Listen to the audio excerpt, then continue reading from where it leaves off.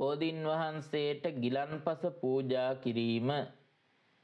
සේවිතං ධම්ම රාජේන පත්තුං සම්බෝධි මුත්තමං පූජේමි බෝධි රාජානං ගිලාන පච්චයේන සාදරං. ආයුබෝවන් හැම දිනාටම මාගදී ක්‍රියේෂන්ස් YouTube නාලිකාවට ඔබ සම සාදරයෙන් පිළිගන්නවා. පාලි භාෂාව හැදෑරීම පිණිස පවතින මෙම නාලිකාව තුළින් අද දවසේ ගාථාවක මිහිර කියන වැඩසටහනින් ඔබ වෙත අරගෙන ආවේ බෝධීන් වහන්සේ උදෙසා ගිලන්පස පූජා කිරීමේදී භාවිත කරන ගාථාවයි. සේවිතං ධම්ම රාජේන පත්තුං සම්බෝධි මුත්තමං පූජේමි බෝධි රාජානං ගිලාන පච්චයේන සාදරං.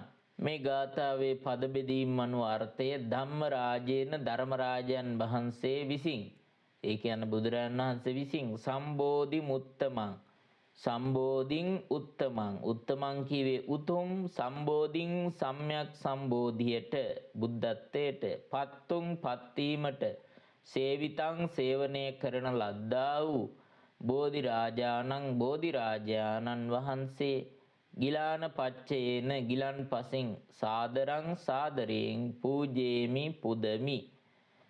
ඒ ගාථාවේ සම්පූර්ණ අදහස ධර්මරාජයන් වහන්සේ විසින් උතුම් සම්‍යක් සම්බෝධියට පත්වීමට සේවනය කරන ලද්දා වූ බෝධි රාජානන් වහන්සේ ගිලන් පසින් සාදරයෙන් පුදමි.